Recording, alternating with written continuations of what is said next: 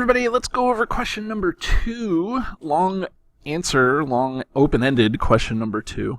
And when I do that, I'm going to get rid of this calculator here, just because it's a pain in the neck, and we just want to, for this question, we don't need it.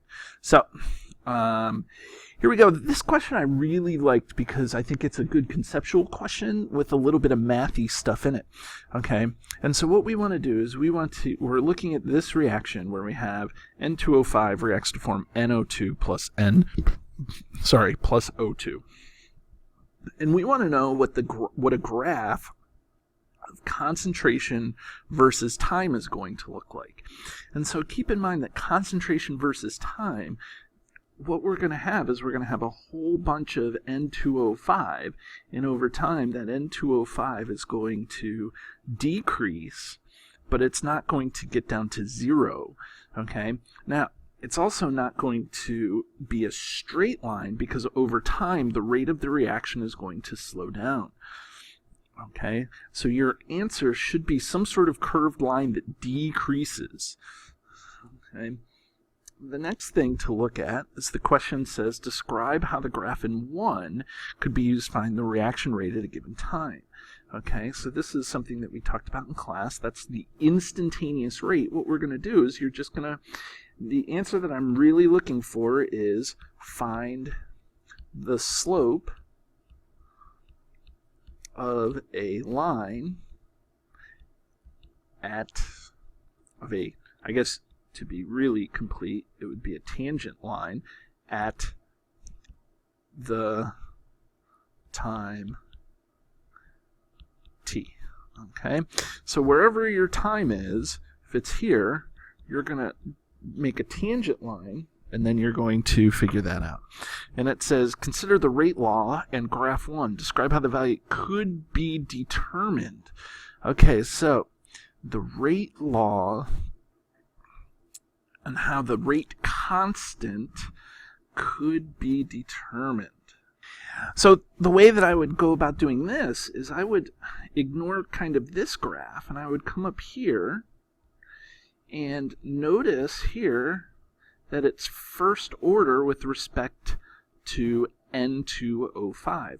So that means that the rate law equals K N2O5 to the first, or more importantly, because you don't need this, what you can do is you can do because it's first order, ln of a at some time t equals negative k t plus the concentration, the ln of the concentration at, and this is, sorry, N2O5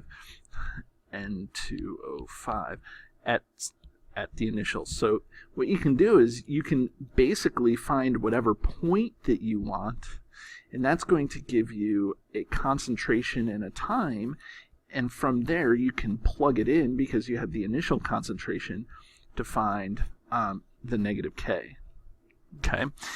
Now for part 4 here, it says if more N2O5 were added to the reaction mixture, what would be the effect on the rate constant? There would be no effect. Okay. Now, if you put that the rate constant isn't affected by is only affected by temperature, that's fine.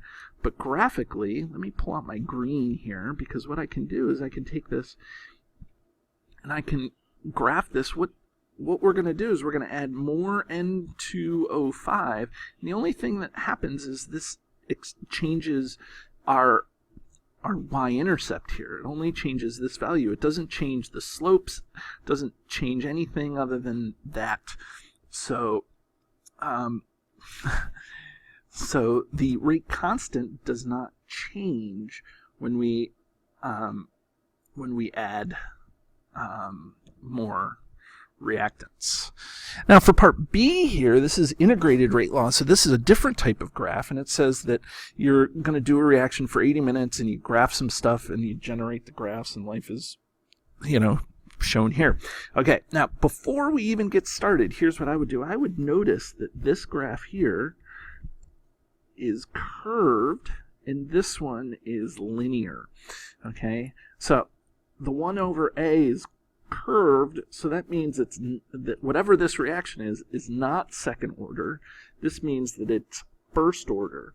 And it says write the rate law expression verifying this. So the rate law, if this is first order, if the reaction is first order, that means we can do R equals K A to the first. Okay? And now if we want to find the rate, because it's ln a at some time t equals negative k t plus ln a naught, what you can do is you can just find the slope, and you take the negative slope of whatever this is. And so if you describe that process, you can definitely figure out what the rate constant is. Okay, so this is a really good question on the integrated rate law. Hope this helps out for long answer question number 2, and come back with multiple choice questions and or the short answer questions and the other open-ended. Have a great day.